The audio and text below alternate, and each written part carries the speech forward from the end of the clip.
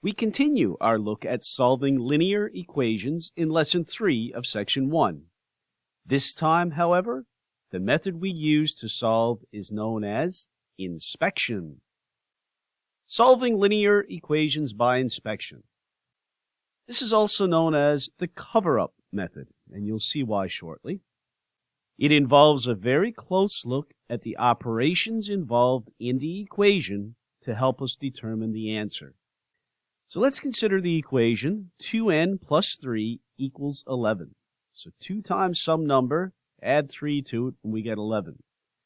The first thing we're going to do here is cover up the term containing the variable. So as you see, the 2n has been covered up by the green circle. Now we ask ourselves the question, what number must I add to 3 to get 11? In other words, 3 plus what is 11? Well, we know that 8 plus 3 equals 11, so we can put an 8 in that green circle. So what that means then is that 2n must be the same thing as 8. Now we ask ourselves, what number do you multiply by 2 to get 8? 2 times 4 is 8. So what does that mean? That our n and the 4 must be equivalent. So n equals 4. We just solved the equation.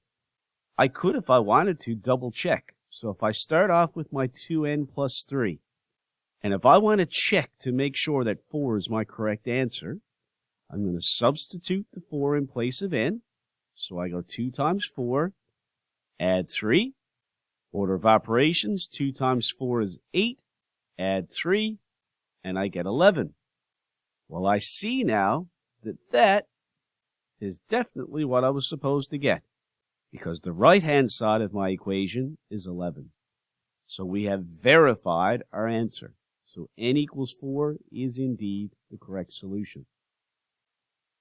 A couple of examples. In A, 15 subtract h equals 6. I'm going to cover up my variable, the term containing my variable, with a question mark. So 15 subtract something equals 6. So my question that I'm asking myself is, well, what number do I subtract from 15 to give 6? Well, 15 subtract 9 equals 6. We've just figured out our answer. Therefore, h equals 9. In B, 4 plus 5x equals 34. The term containing the variable, we're going to put a question mark there. So 4 plus something equals 34. Now we think about this. What number added to 4 gives 34? 4 plus 30 equals 34. That would mean that 5x got to be the same thing as 30. So now I ask myself, what number multiplied by 5, because 5x means 5 times x, so what number multiplied by 5 gives 30? 5 times 6 is 30. So in place of the x, we have put a 6. So what did we figure out? X equals 6 is our solution. 2 more. In C, n over 4, or n divided by 4, subtract 3 equals 9. Cover up the term containing the variable. So we have something, take away 3 equals 9. Well, what subtract 3 equals 9? I know that 12 subtract 3 equals 9. So that tells me that my question mark is 12. So this means that n over 4, which was my question mark, that got to equal 12. So next I ask myself the question, well, what number divided by 4 gives me 12? And if I think about it, I know that 48 divided by 4 will give me 12. So that tells me that n must equal 48. And we have solved the equation. In D, 23 equals 2f plus 5. We cover up the term containing the variable with a question mark. So 23 equals something plus 5. What added to 5 gives me 23? 18. So 23 equals 18 plus 5. In place of the question mark, we have 18, which is 2f. So that implies that 2f must equal 18. 2 times something gives me 18. Well, what multiplied by 2 gives me 18? I know that 2 times 9 is 18. So if that's the case, I see that the 9 has replaced the f. So f must equal 9, and we have solved the equation. A little word problem. Write an equation for the statement, then solve by inspection. Here's our mathematical statement. 6 less than triple a number is 24. First thing I need to do, introduce a variable. There's neither variable given here, so I'm going to say let m equal number to be found. Now we need our equation. 6 less than triple a number is 24.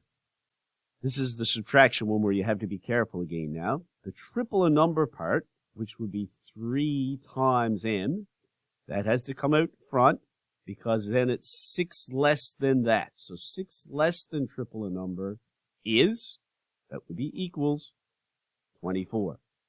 Here is our equation that we have to solve using inspection. I cover up with a question mark the 3m.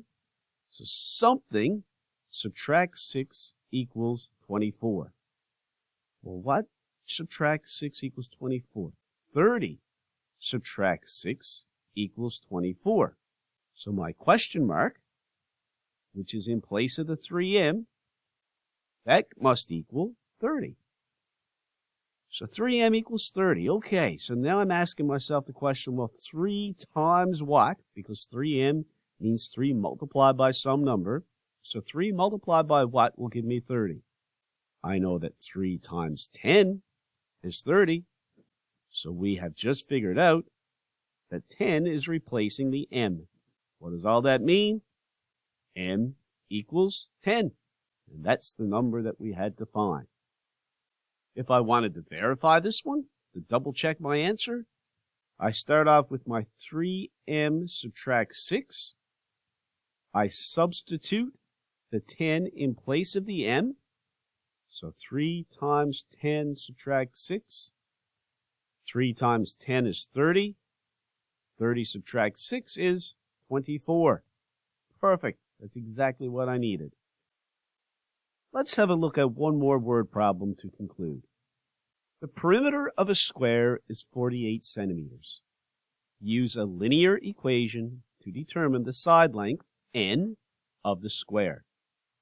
First of all, perimeter, if you recall, is your total distance around an object. So we know that if we add up all the side lengths on this square, we will get a total of 48 centimeters. And if it's a square, we also know that each of these sides are the same length. So every side here is an n. To get a linear equation, I could look at it as n plus n plus n plus n, because there are 4 sides. If I add those up, I get 48. Or we're going to look at it like this. If I have 4 sides and they're all the same length, then 4 times that side length will give me 48. And there's the equation I'm going to use to figure out the length. We're going to solve by inspection.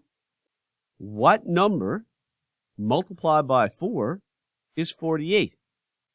Well, if we think about it, 4 times 12 gives us 48. Therefore, the 12 has replaced the n. N equals 12. So what do we determine? The side length, the square, is 12 centimeters. And now I'd like you to proceed to the activities for lesson 3.